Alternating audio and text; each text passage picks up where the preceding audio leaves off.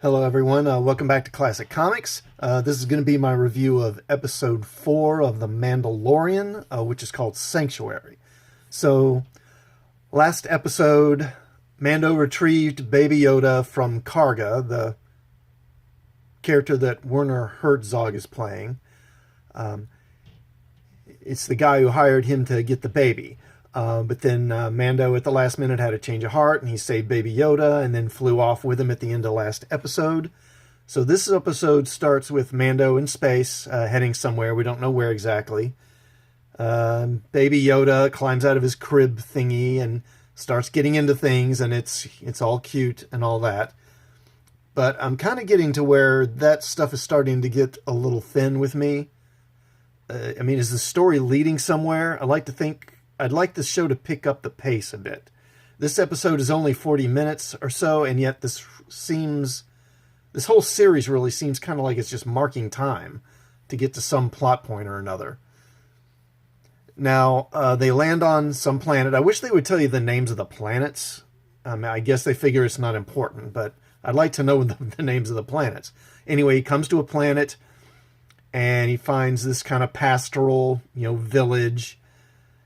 And there's some people living here, they're like sort of simple, like farmers or something like that. They're kind of like fishers. They get their food from this river that's got some creatures in it, like I'm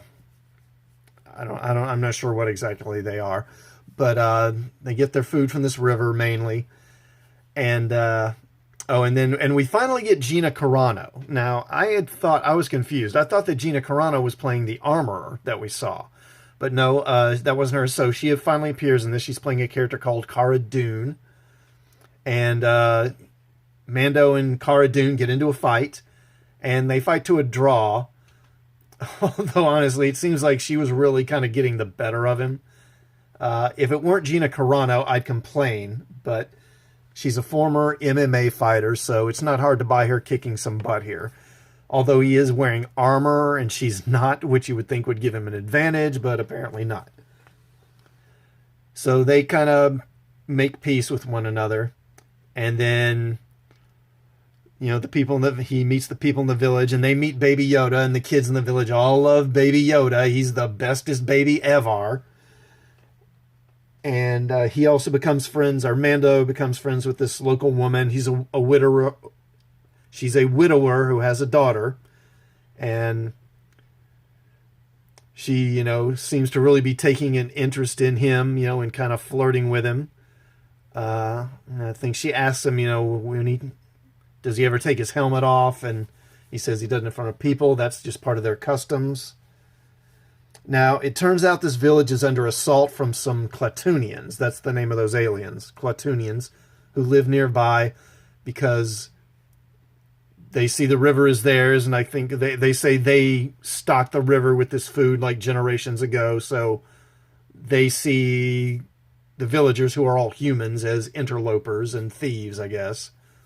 And they've been attacking the village. And, of course, as I said, the people are peaceful and they don't really know how to fight, so Mando and Cara Dune decide to teach them how to defend their village. And of course, the widow that's been flirting is the only one who knows how to use a weapon, and she gets Mando's rifle, that rifle that he uses to, he disintegrated those Jawas with before. By the way, is it wrong that I find him vaporizing those Jawas in episode 2 hilarious?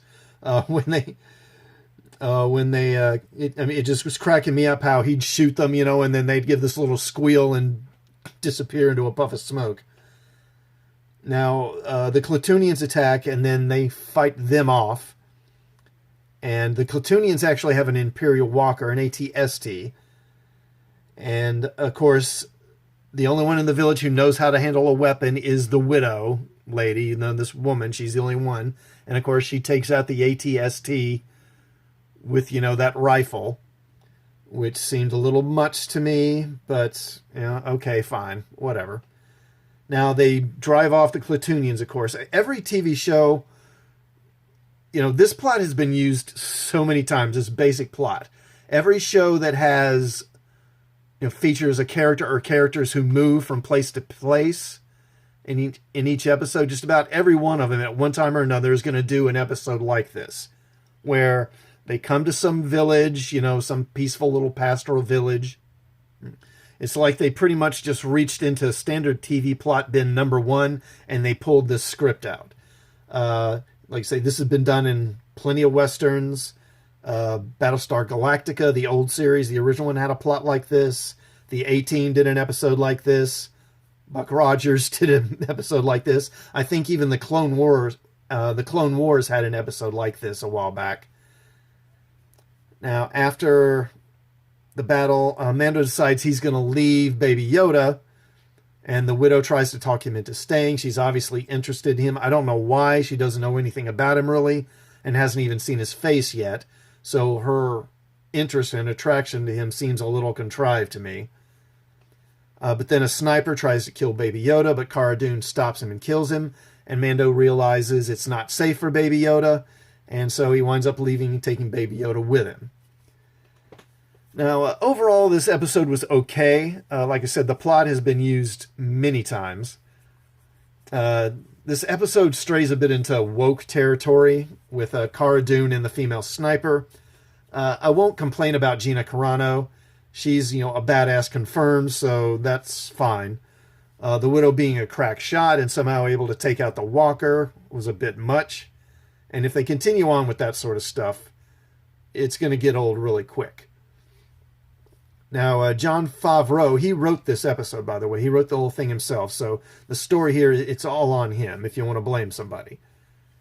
Still, overall, the show was pretty good. I like that we got some more action. The show's really just kind of moved a little slow so far, but it's still worth watching. So what did you think? Did you like this episode? If you did, let me know in the comments, and please subscribe to my channel, and please hit the like button on your way out, and hit the bell for notifications for more videos, and I'll see you all next time. Thanks for watching.